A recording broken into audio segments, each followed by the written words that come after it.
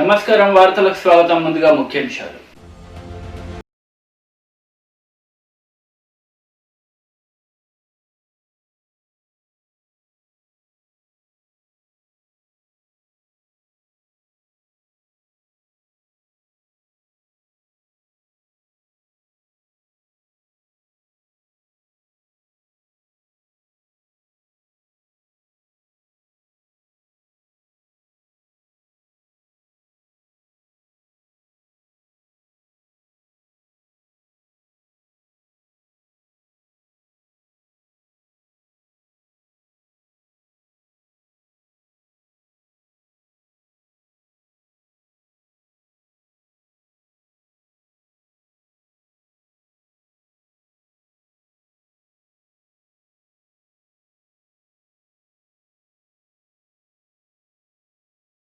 తెలంగాణ సర్కారు భవనాల అద్దె చెల్లించడంలో విఫలం.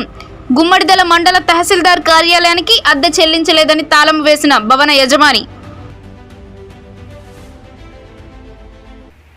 సీఎం రాజకీయ కార్యదర్శి ఎమ్మెల్సీ సుభాష్ రెడ్డి జన్మదిన వేడుకలు మెదక్ పట్టణంలోని వైస్రాయ్ గార్డెన్లో మంగళవారం నాడు ఘనంగా జరిగాయి.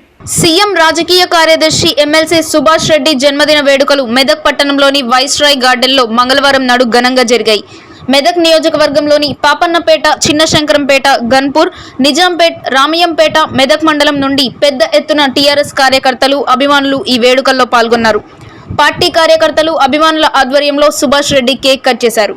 అంతకుముందు మెదక్ పట్టణంలో భారీ ర్యాలీ నిర్వహించి వైస్రాయ్ గార్డెన్కి చేరుకున్నారు. కార్యక్రమంలో ఎంపీపీలు, జెడ్పీటీసీలు, వివిధ గ్రామాల సర్పంచ్లు, ఎంపీటీసీలు, కార్యకర్తలు పెద్ద ఎత్తున పాల్గొన్నారు.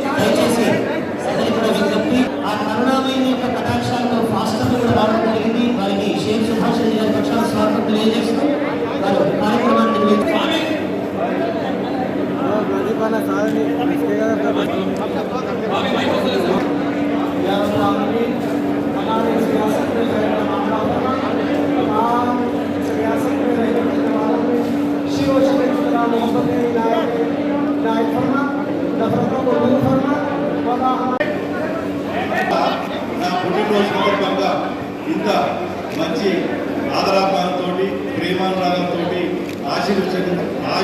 ఆశీర్వదించడానికి వచ్చిన మీ అందరికీ పేరు పేరున నా హృదయపూర్వక ధన్యవాదాలు. అలాగే వచ్చిన పత్రికా విలేకరులకు, నాయకులకు, కార్యకర్తలకు, ఇతర అభిమానులందరికీ కూడా సర్వదా ఎప్పుడు మీ ఎల్లవేళ ఏ కష్టానికైనా నేను రెడీగా ఉంటానని చెప్పి, ఎప్పుడు మీరు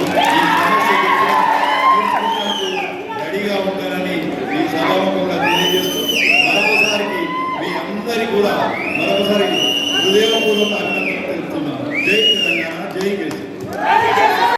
సీఎం రాజకీయ కార్యదర్శి ఎమ్మెల్సీ షేరి సుభాష్ రెడ్డి జన్మదినం సందర్భంగా మంగళవారం నాడు శ్రీ ఏడుపాయల వనదుర్గ భవానీ సన్నిధిలో టీఆర్ఎస్ పార్టీ పాపన్నపేట మండలం మాజీ అధ్యక్షులు ప్రశాంత్ రెడ్డి ఆధ్వర్యంలో అమ్మవారికి ప్రత్యేక పూజలు చేశారు.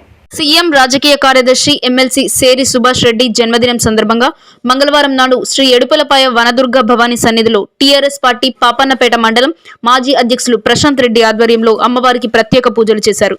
ఈ సందర్భంగా ఎమ్మెల్సీ సేరి సుభాష్ రెడ్డి పేరు మీదుగా ఆలయ అర్చకులు శంకర్ శర్మ, మురళి అమ్మవారికి అర్చన చేశారు. మండల మాజీ అధ్యక్షులు ప్రశాంత్ రెడ్డి మాట్లాడుతూ ఎమ్మెల్సీ ఆయురారోగ్యాలతో ప్రజలందరికీ మరింత చేరువై మరిన్ని సేవలు చేయాలని మొక్కుకున్నామన్నారు. అనంతరం ఎంపీపీ కార్యాలయం ఆవరణలో చెట్లు నాటి కేక్ కట్ చేశారు. ఈ కార్యక్రమంలో వైస్ ఎంపీపీ విష్ణువర్ధన్ రెడ్డి, కొత్తపల్లి సహకార సంఘం అధ్యక్షుడు చైర్మన్ త్యార్ల రమేష్, సర్పంచ్ ఫోరం అధ్యక్షుడు కుమ్మరి జగన్నాథం, పాపన్నపేట సర్పంచ్ గురుమూర్తి గౌడ్, మండల కోఆప్షన్ సభ్యులు ఎండి గౌస్పాషా, సర్పంచ్లు సంజీవ్ రెడ్డి, శ్రీనాథరావు, వెంకట్రాములు, దాసయ్య, లింగారెడ్డి, మండల ఎంపీటీసీల ఫోరం అధ్యక్షులు వడ్ల కుబేరుడు, ఎంపీటీసీలు, టీఆర్ఎస్ నాయకులు, కార్యకర్తలు అధిక సంఖ్యలో పాల్గొన్నారు. సన్నిధిలో మన గౌరవ ఎమ్మెల్సీ గారి పేరు మీద అర్చన చేయించి ఆయనకు నిండు నూరేళ్లు ఆయుర ఆరోగ్యాలను ఐశ్వర్యాలను ప్రసాదించాలని అందరం కలిసి అమ్మవారిని కోరుకోవడం జరిగింది. పుట్టినరోజు సందర్భంగా మండల కేంద్రమైన పాపన్నపేటలో చెట్లు నాటే కార్యక్రమం మరియు అక్కడ కేక్ కట్ చేసి మన కొత్తపల్లి FACS ఆధ్వర్యంలో పెట్రోల్ పంపు వద్ద చెట్లు నాటే కార్యక్రమం చేపట్టుకొని ర్యాలీగా మెదక్ బయలుదేరి అక్కడ కార్యక్రమాలలో పాల్గొనే విధంగా అందరం దీనికి సహకరించే విధంగా అందరం కూడా అనుకొని చేస్తడం జరిగింది. అదేవిధంగా ప్రతి గ్రామంలో మరియు సర్పంచ్ మరియు ఎంపీటీసీ మరియు ముఖ్య కార్యకర్తలు అందరూ కలిసి కూడా అక్కడక్కడ చెట్లు పెట్టుకొని వాళ్ళు కూడా అక్కడ చేరుకొని కార్యక్రమం విజయవంతం చేసే విధంగా ముందుకెళ్ళడం జరుగుతుంది. ఈ విధంగా అందరినీ కూడా కలుపుకొని గౌరవ ఎమ్మెల్సీ గారిని అక్కడ కలవడం జరుగుతుంది. ఈ సందర్భంగా అవకాశం కల్పించినందుకు ప్రతి ఒక్కరికి కూడా దేవస్థానం వారికి కూడా మండల తరఫున నాయకులకు కూడా అందరికీ కూడా పేరు పేరున కృతజ్ఞతలు తెలియజేస్తారు. దళితులతో పాటు అందరికీ 10 లక్షల రూపాయలు ప్రకటించాలని కాంగ్రెస్ పార్టీ ఆధ్వర్యంలో ధర్నా చేపట్టారు. కాంగ్రెస్ పార్టీ ఆధ్వర్యంలో పీసీసీ రేవంత్ రెడ్డి మరియు సుదర్శన్ రెడ్డి ఆదేశాల మేరకు బోధన్ కాంగ్రెస్ పార్టీ యూత్ కాంగ్రెస్ ఆధ్వర్యంలో ఈరోజు వందల ప్రజలతో ఆర్డీఓ కార్యాలయాన్ని ముట్టడించారు. ప్రతి ఒక్కరికి దళిత బంధు హుజురాబాద్ ఎన్నికలకు ముందు రాష్ట్రమంతటా ఇవ్వాలని, అలాగే బీసీ ఎస్టీ మైనార్టీలకు కూడా 10 లక్షలు ఇవ్వాలని కాంగ్రెస్ పార్టీ తరపున తలారి నవీన్ ఆధ్వర్యంలో మరియు ఫయాజ్, ప్రమోద్, హర్షద్, బాదు, కలీం, అమీన్, బాలకృష్ణ, ముక్రం, ఎస్టీ, బీసీ మైనార్టీలు అధిక సంఖ్యలో ఈ కార్యక్రమంలో పాల్గొన్నారు.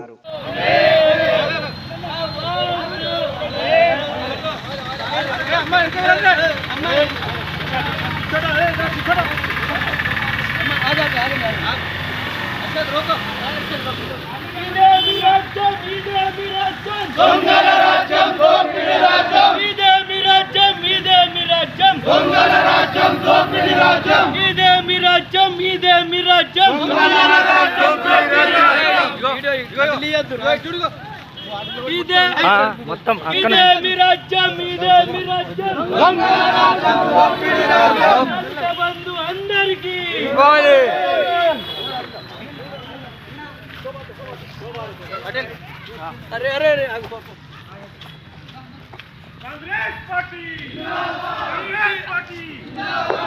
బీసీ మైనార్టీలందరికీ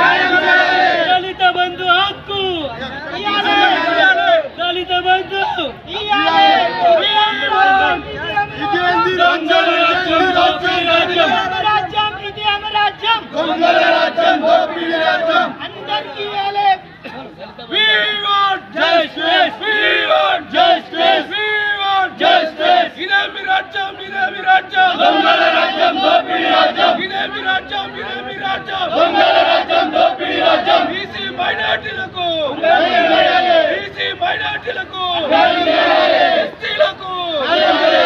ఎస్టీలకు కాంగ్రెస్ పార్టీ కాంగ్రెస్ పార్టీ సుదర్శన్ రెడ్డి నాయకత్వం రేవంత్ రెడ్డి నాయకత్వం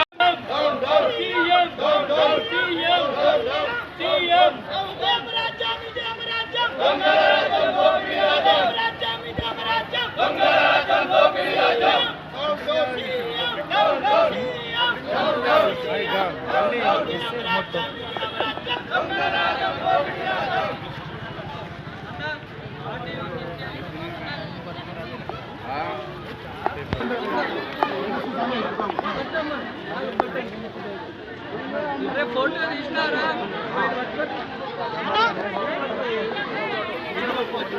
ओ बोर्ड दो बोलो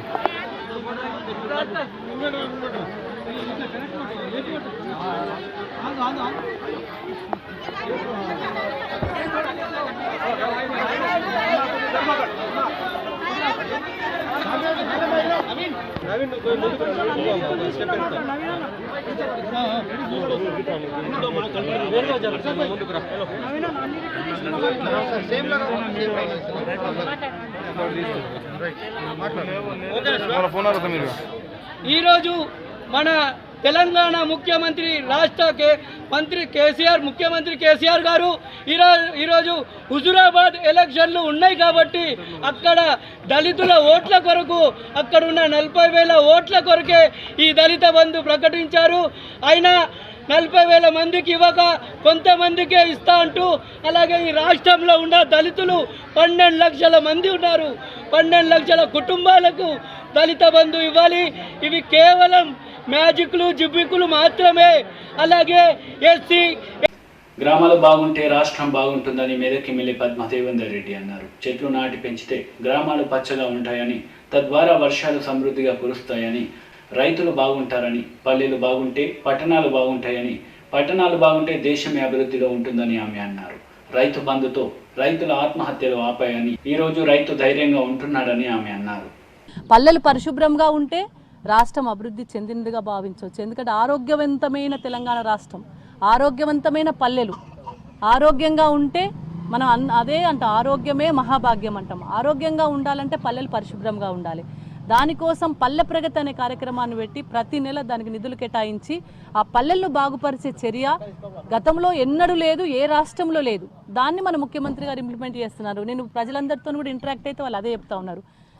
పరిశుభ్రమైన పల్లెలు, పచ్చని పల్లెలు, ఆకుపచ్చని పల్లెలు, హరిత తెలంగాణ కోసం గ్రీనరీ, మొత్తం చెట్లను కూడా పెంచడం, చెట్లు నాటడం, అది ఆలోచనను రేకెత్తించింది గౌరవ కేసీఆర్ గారు. చెట్లు నాటితే రాష్ట్రం బాగుంటుంది, వాతావరణం బాగుంటుంది, పొల్యూషన్ కంట్రోల్ అవుతుంది, ఆరోగ్యవంతమైన తెలంగాణ వస్తుంది. గతంలో మనం వినేవాళ్ళం అశోకుడు చెట్లు నాటించిండు, తటాకాలు కట్టించిండు, అదేవిధంగా చెరువులు తవ్వించిండ్రు అని.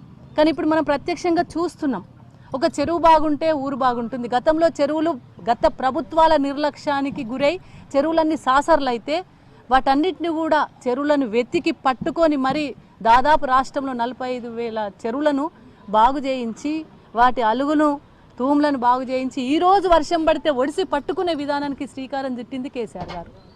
చెరువు బాగుంది, చెరువు కింద పంటలు బాగున్నాయి. ఇప్పుడు చూస్తుంటే హుజురాబాద్లో నియోజకవర్గంలో ప్రతి బొట్టును ఒడిసి పట్టుకునే చెరువులు ఉన్నాయి, చెరువుల కింద పంట పండుతుంది. ఎస్ఆర్ఎస్పి కాలువ బాగు చేసుకున్నాం, ఎల్ఎండి కింద మనకు పంటలు పండుతూ ఉన్నాయి. బోర్ వేయాల్సిన పరిస్థితులు లేవు, బోర్ల మీద ఆధారపడి బతికే విధానానికి స్వస్తి చెప్తున్నాం. అది ఎవరి వల్ల?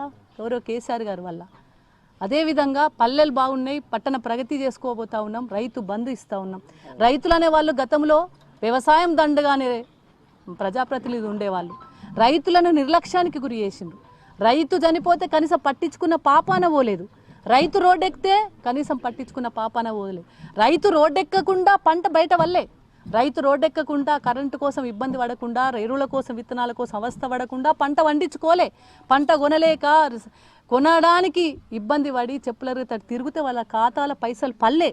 కానీ ఈరోజు రైతు నిమ్మలంగా వ్యవసాయం చేసుకుంటుండు, కంటి నిండా నిద్రపోతున్నాడు, కరెంటు 24 గంటలు వస్తుంది. అదేవిధంగా ఎరువులు విత్తనాలు సకాలంలో దొరుకుతున్నాయి, రైతు బంధు వస్తుంది, ఎకరానికి 10,000 రూపాయలు, రైతు బీమా, చనిపోతే రైతు కుటుంబానికి ఒక భరోసా వచ్చింది. మన ఇంట్లోనే సరిగా ఇన్సూరెన్స్ చేసుకోం మనం. అట్లాంటిది రాష్ట్రంలో ఉన్న రైతులందరి పేరు మీద ఇన్సూరెన్స్ చేసి ఆ ఇన్సూరెన్స్కు 10 రోజుల్లో చనిపోయిన రైతు చనిపోయిన 10-12 రోజుల్లో ఖాతాలో డబ్బులు పడుతున్నాయంటే రైతు ఎంత భరోసాగా ఉంటాడు, ఎంత భరోసాగా నిద్రపోగలుగుతాడు. కంటి నిండా నిద్రపోయి ఈరోజు రైతు గుండె మీద చేసుకొని భరోసా కొద్దీ కేసీఆర్ ప్రభుత్వం మీద నమ్మకం కొద్దీ ఉన్నాడు. ఈరోజు పంట పండితే కూడా 4 రోజుల్లో ఆ పంట వండిన పంటను కొన్ని 4 రోజుల్లో ఖాతాలో డబ్బులు వేస్తుంది గౌరవ కేసీఆర్ గారు కాదా? మరి ఎంత మార్పు ఉంది. చాలామంది మాట్లాడుతుంటారు, ఏదో విమర్శించాలని మాట్లాడుతుంటారు తప్ప వాళ్ళు రైతు బంధు తీసుకోవట్లేదా? వాళ్ళు పంటలు పండించుకోవట్లేదా? వాళ్ళ కాళేశ్వరం ప్రాజెక్ట్ నీళ్ళు వస్తలేవా? ఎస్ఆర్ఎస్పి నీళ్ళు వాళ్ళకు వస్తలేవా? గతంలో చెరువు కింద పంటలు వాళ్ళకు వండుతలేవా? అదేవిధంగా మాట్లాడాలని విమర్శించాలని విమర్శిస్తున్నారు తప్ప గతంలో వాళ్ళే కదా పరిపాలించింది ఈ రాష్ట్రాన్ని. 60 ఏళ్ళు వాళ్ళే కదా, వాళ్ళు కాకపోతే వీళ్ళు పరిపాలించింది. మరి దీంట్లో ఏ ఒక్క ఆలోచన వాళ్ళకి రాలేదే? ఏ ఒక్క ఆలోచన కూడా వాళ్ళు ఇంప్లిమెంట్ చేయలేదే? కనీసం రాష్ట్ర ప్రజలకు ఏది అవసరమో వాళ్ళకి తెలియలేదే? రాష్ట్ర ప్రజలకు, రాష్ట్ర రైతులకు, రాష్ట్ర బతుకులు ఏ విధంగా ఉన్నాయో వాళ్ళు ఆలోచన చేయలేదే? మరి ఇప్పుడు చేస్తున్న గౌరవ కేసీఆర్ గారిని ఎందుకంటే విమర్శిస్తారు?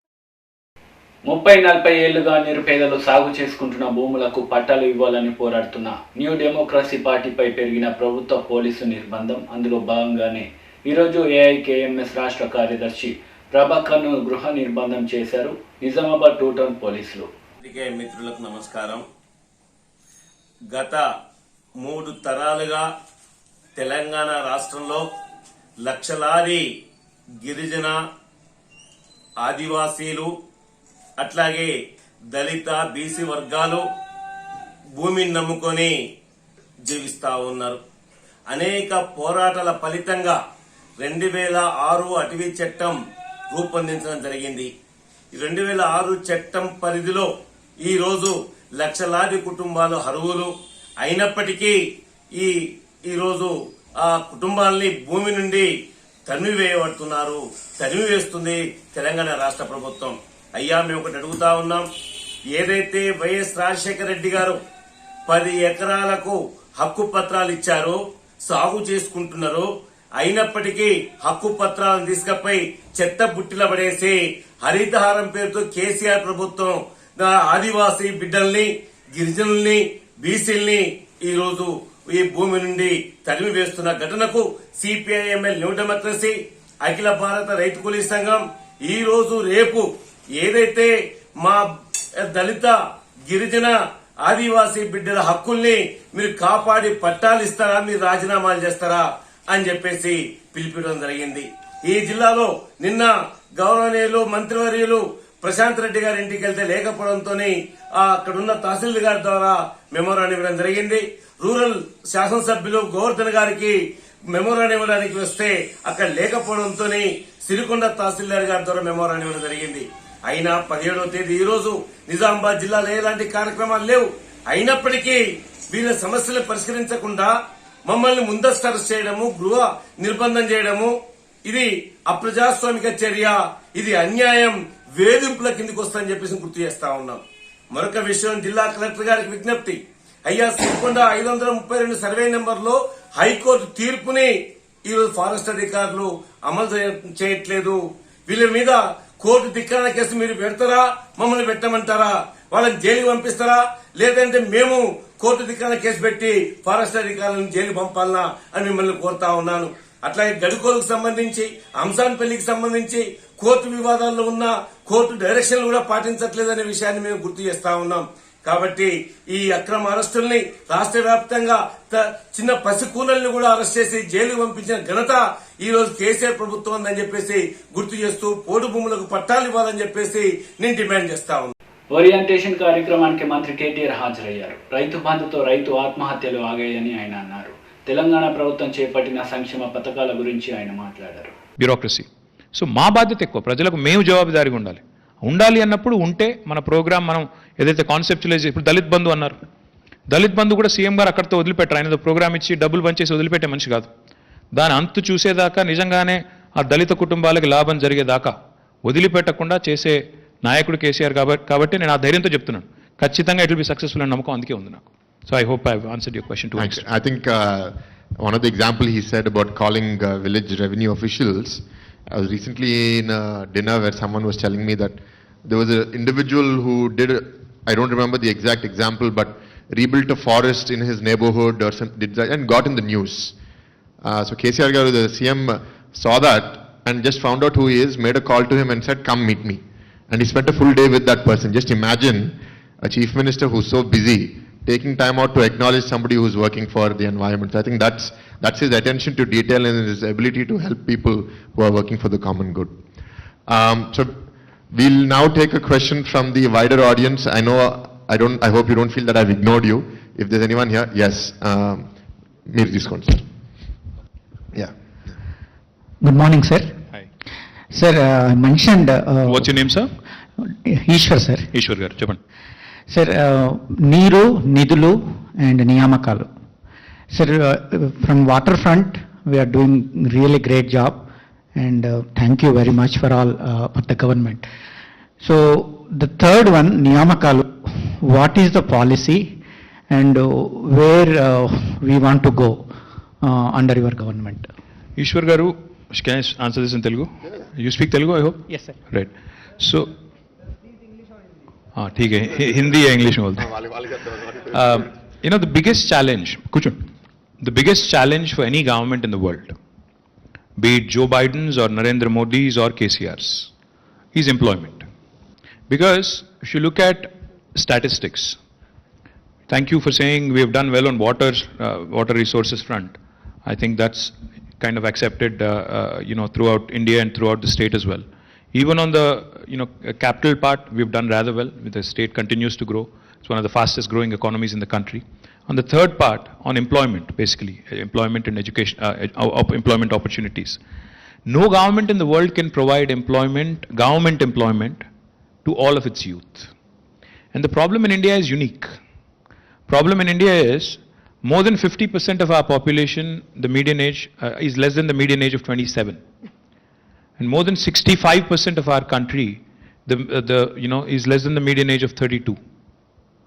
Now, this is a staggering statistic if you think about it, because the workforce, as we call it, the age group between 18 to 35, is quite high in number.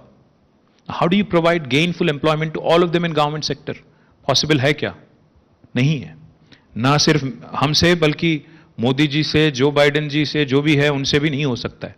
Nobody can give government employment to all of them. So what do governments do then? What governments have to do is encourage private investment, encourage employment opportunities to our youngsters. That's our bounden responsibility. So what did we do?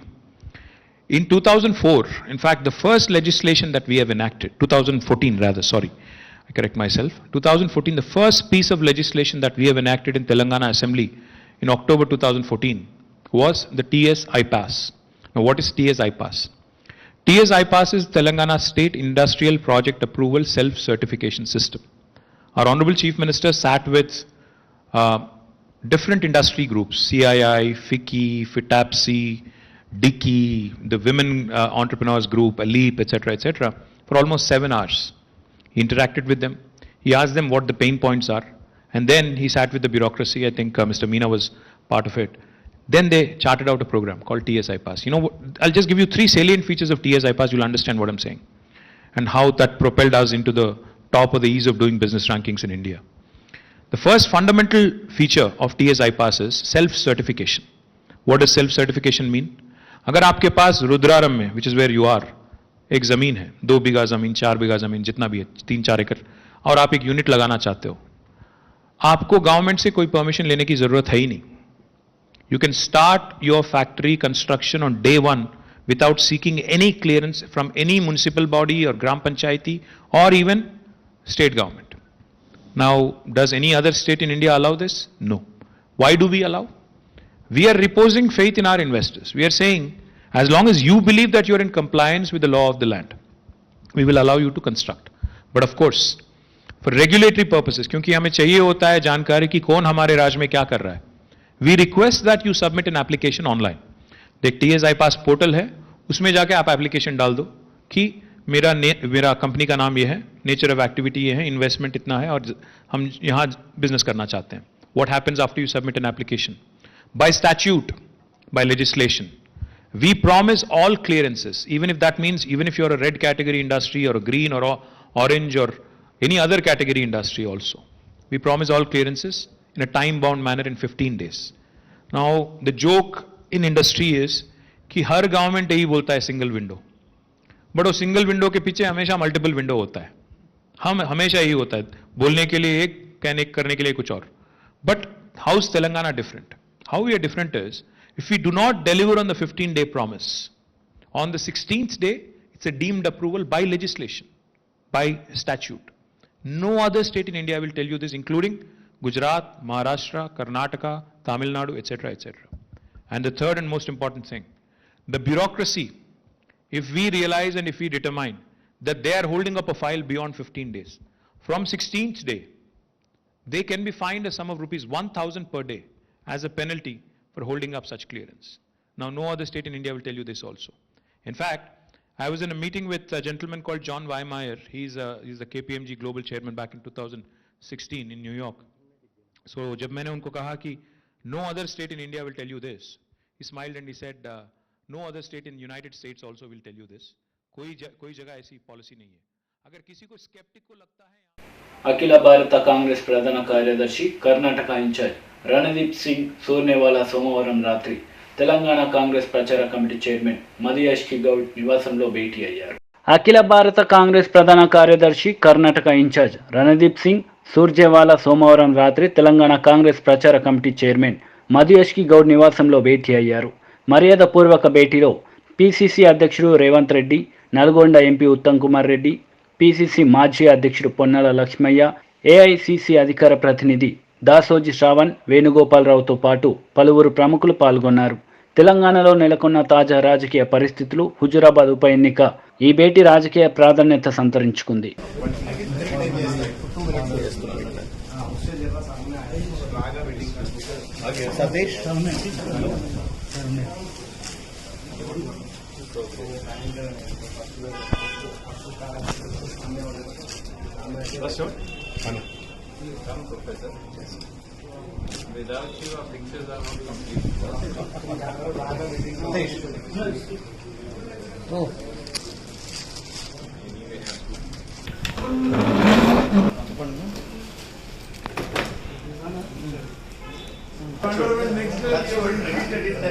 Though I was exposed to left, right, center throughout the first phase and second phase. दोनों एक दूसरे से जहाँ जिसने कभी BJP की vote नहीं डाली, जहाँ भी 12,000 करोड़ गन्ने का बकाया, उसने सबने बीजेपी को वोट डाला. They successfully polarized. What didn't happen for 100 years, BJP successfully did during the election. I was the one who was saying, fault of SP. It was actually DSP will get decimated. He decimated himself in that process. In 6 months of his coming back to power, he did this thing. BJP నాయకుల ఆధ్వర్యంలో Malkajgiri MLA Mynampally Hanumantharao దిష్టిబొమ్మ దగ్ధం చేశారు. MLA స్థాయి మర్చి మాట్లాడితే సహించేది లేదని, మీ అక్రమాలను బయట పెడతామని బీజేపీ నాయకులు హెచ్చరించారు. సంగారెడ్డి జిల్లా జిన్నారం మండల కేంద్రంలో బీజేపీ మండల శాఖ ఆధ్వర్యంలో మల్కాజ్గిరి ఎమ్మెల్యే హనుమంతరావు దిష్టిబొమ్మను దగ్ధం చేశారు. బీజేపీ పార్టీ కార్యాలయం నుంచి ర్యాలీగా బయలుదేరి అంబేద్కర్ చౌరస్తాలో దిష్టిబొమ్మ దగ్ధం చేశారు.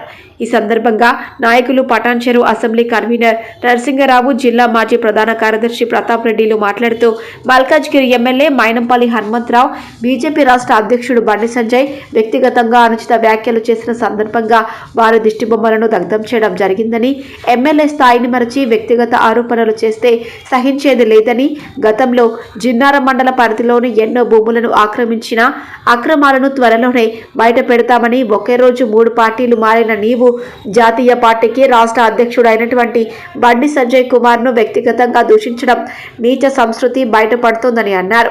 టీఆర్ఎస్ ప్రభుత్వంలో నాయకులు ఎమ్మెల్యేలు రౌడీలుగా తమ స్థాయిని మరచి మాట్లాడుతున్నారని మైనంపల్లి హనుమంతరావు వీధి రౌడీల వ్యక్తిగత ఆరోపణలు ఇది టీఆర్ఎస్ పార్టీ ఎమ్మెల్యేలకు నాయకులకే చెల్లుతుందని ఆరోపించారు. రానున్న రోజుల్లో జిన్నారం మండలం కొండకంచిలో భూ కబ్జాలకు పాల్పడిన అన్ని విషయాలను రాష్ట్ర అధ్యక్షుడు దృష్టికి తీసుకువెళ్లి నేను జైలుకు వెళ్లే విధంగా కార్యక్రమాలు చేపడతామని అన్నారు.